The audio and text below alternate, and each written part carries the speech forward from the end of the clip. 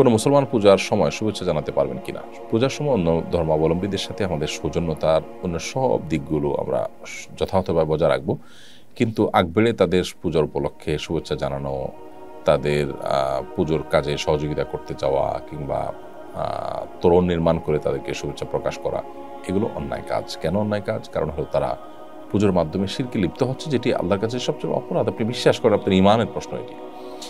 সেখানে আপনি তাদের সেটার কল্যাণ কামনা করছেন। ব্যাপারটা এরকম যে একজন মানুষ খুন করছেন, আপনি তার শুভেচ্ছা জানাচ্ছেন, হ্যাঁ তোমার কাজটা ভালো, তুমি করতে পারো। আপনি যদি বিশ্বাস করেন খুন করা অন্যায়, তাহলে সেক্ষেত্রে আপনি কখন এটা বলতে পারেন না, হ্যাঁ আপনি আইন হাতে তুলে নেবেন না, সেই জায়গা থেকে হয়তো আপনি তার উপরে চড়াও হতে যাবেন না। কেউ কোনো পাপের কাজ করতে যাচ্ছে, জেনা করতে যাচ্ছে, ব্যভিচার করতে যাচ্ছে, আপনি হয়তো তার উপরে আইন হাতে তুলে নিতে যাবেন না, কিন্তু এর মানে এই না তারটা সে করবে, যথাযথভাবে তার বিচার হবে।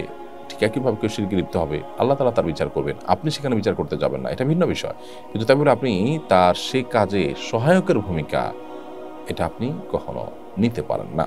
এটা নেওয়া মানে হলো আপনি যে আদর্শ আছে, আপনার যে বিশ্বাস আছে, ঈমান আছে, সেই ঈমানের সাথে আপনি বেঈমানি করলেন, অর্থাৎ আপনার ঈমানের জায়গা থেকে আপনি টলে গেলেন এবং সরে গেলেন, যেটি অনুচিত একটি কাজ।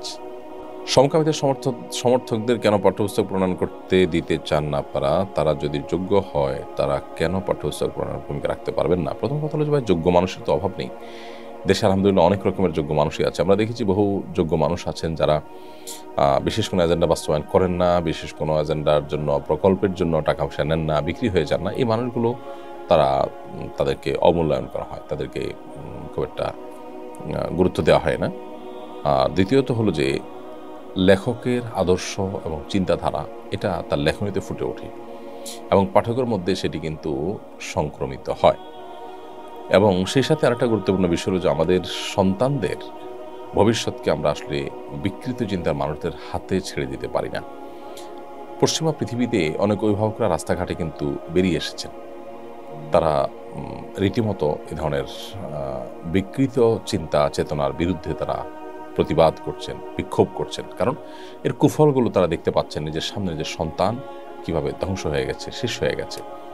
রূপান্তরিত হয়ে যাওয়া সন্তানের পরিস্থিতি দেখে অভিভাবকের একটা টিভি অনুষ্ঠানে কান্নাকাটি করা, সম্ভবত আমেরিকাতে, এর ভিডিও বেশ ভাইরাল হয়েছে বেশ কিছুদিন আগে।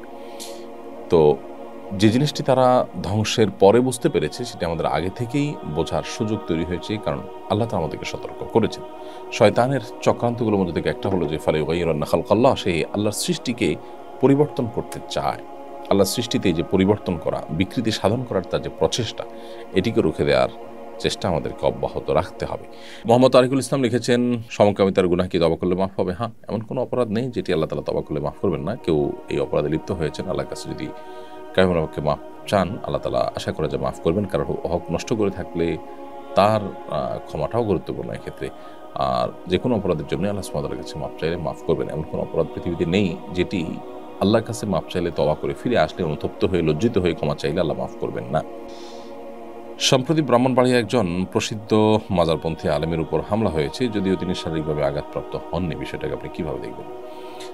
দেখুন, খুবই দুর্ভাগ্যজনক বিষয় হিসাবে দেখব এবং অনাকাঙ্ক্ষিত ঘটনা হিসাবে দেখব।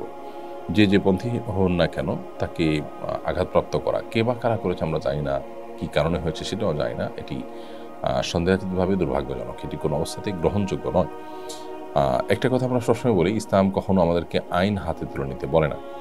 সাহাবা ইকরামের জীবনে যে সমস্ত ঘটনা ঘটেছে, সেগুলো নবী করিম সাল্লাল্লাহু আলাইহি ওয়াসাল্লামের নির্দেশনায়, যখন তিনি বিচারিক দায়িত্ব পালন করেছিলেন এবং প্রধান বিচারকের ভূমিকা ছিলেন, শাসকের ভূমিকা ছিলেন, এটি তার নির্দেশে, তার অনুমোদন ক্রমে হয়েছে বা তিনি অনুমোদন করেছেন সেটিকে। এর বাইরে চাইলে যে কেউ যে কোনো কিছু যদি করা জায়েজ হতো, তাহলে সাহাবীরা অনেকে সেটি করতেন। নবী করিম সাল্লাল্লাহু আলাইহি ওয়াসাল্লাম অনেক সাহাবীকে দেখা গেছে জিজ্ঞেস করতে যে, ইয়া রাসূলুল্লাহ, আপনি আমাকে অনুমতি দিন, অমুকের গর্দান আমি উড়িয়ে দিয়ে আসি। সে এমন কাজ করেছে যে তার মৃত্যুদণ্ড প্রাপ্ত হয়ে, মানে পাওয়ার হকদার সে হয়ে গেছে। নবী সাল্লাল্লাহু আলাইহি ওয়াসাল্লামের কাছে তারা অনুমতি চাইতেন। নবী সাল্লাল্লাহু আলাইহি ওয়াসাল্লামের কাছে অনুমতি চাওয়াটা প্রমাণ করে যে সাহাবীরা চাইলেই কারোর প্রতি কোনো শাস্তি প্রয়োগ করা শুরু করতেন না এবং আইন প্রয়োগ করতেন না, আইন নিজের হাতে তুলে নিতেন না। তারা অথরিটির অনুমোদনের জন্য অপেক্ষা করছেন। ঠিক একইভাবে এ ধরনের ঘটনা যেটি ঘটার কথা আপনি বলেছেন, সেটি দুর্ভাগ্যজনক, কোনো অবস্থাতেই গ্রহণযোগ্য হতে পারে না। আমরা আশা করব যে প্রত্যেকটা মানুষ যার যার আদর্শের প্রচার করবেন এবং এক্ষেত্রে আইন হাতে তুলে নিয়ে মারামারি কাটাকাটি ইত্যাদিতে লিপ্ত হবেন না। এটা ইসলামের শিক্ষা নয়।